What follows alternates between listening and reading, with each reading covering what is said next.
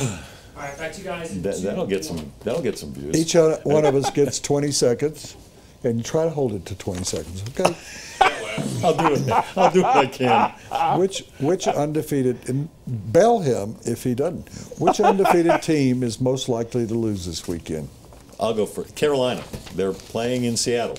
Seattle's pissed. Seattle needs to win this game to keep its season alive. Well, not really to keep it alive, but to get back on track. And I don't think Carolina is all that good, as I told you the last couple of days. I think Carolina is the worst of the undefeated teams that are left. I've been told it's going to be Denver because they're just going to goof off in Cleveland. Yeah, just force the run. Yeah.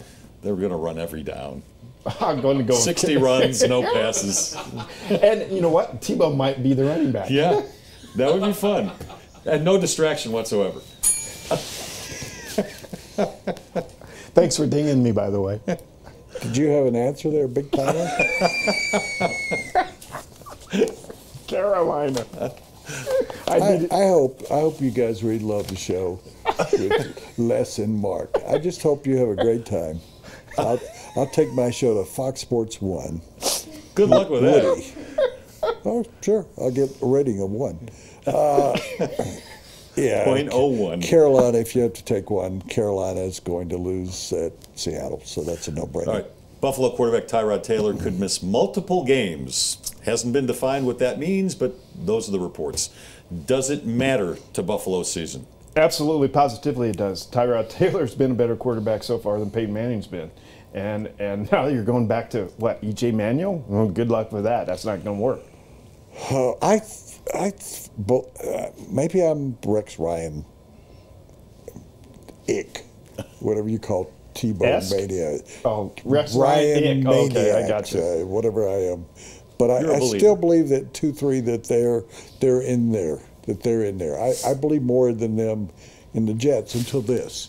He's been a solid quarterback in 3 or 4 of the games. Solid, fine. And I've liked you when I've seen him, so I think it does make a difference. I think if they lose, it's kind of like what's going on with the Cowboys. If they lose a couple of games while he's away, they're finished.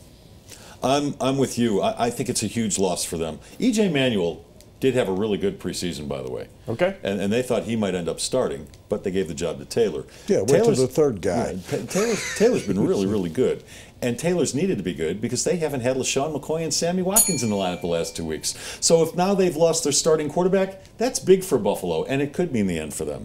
Mark Kiszla, will Steve Spurrier quitting tarnish his legacy? No, that's Steve Spurrier getting out when he couldn't win anymore. That was Steve Spurrier. And I think everybody that knows Steve Spurrier and respects him knows that if he's not getting the job done, he's going to walk away. But he's not done coaching. He's going to coach again. I think there are people out there who do believe it tarnishes his legacy, who say, how could he quit on those kids in the middle of the season? They committed to him. He should have seen it through to the end. There is some grumbling about that down in South Carolina.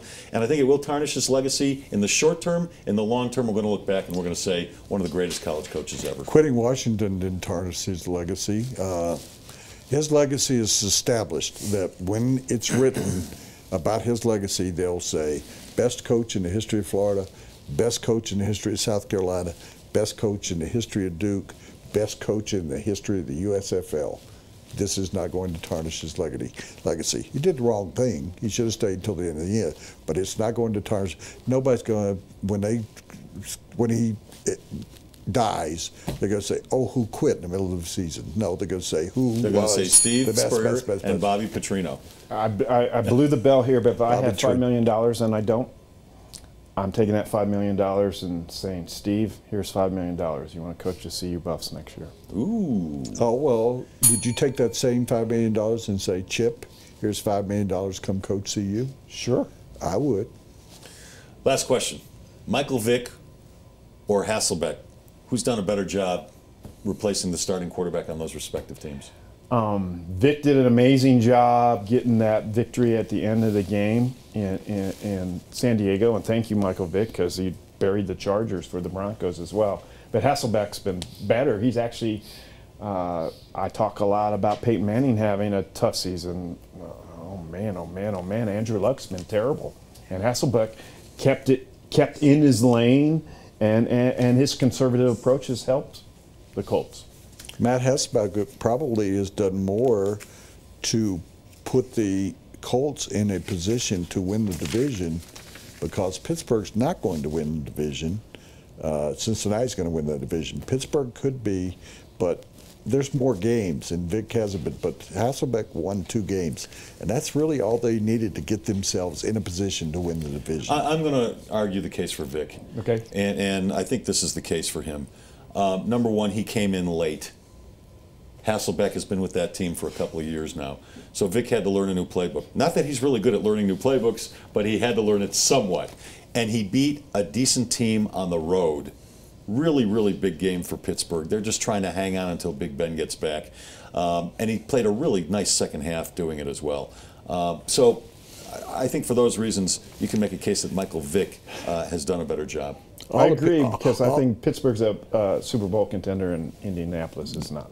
This is not part of that question, but all the people who hate Phillip Rivers, you know, your Tebow haters, more people here hate Phillip Rivers than they hate Tebow. How good did they feel when he was celebrating on the sidelines and then they lost the game? I mean, he's going, we won this game, and they lost the game. Phillip, you look pretty idiotic. You might wait till the game's over. Yeah, here's another reason why you could make a case for Vic as well. Hasselbeck did win 2 games. You got to give him all the credit in the world. He did it against really bad teams. True. It doesn't matter. Yeah. You want to beat bad teams, True. as you keep telling True. us. And speaking of bad teams, Yes. Cleveland Browns are a bad team. Yes, they are. We're going to talk about them in just a second. First, I'm going to tell you Four on the Floor was brought to you by Citywide Banks. It's where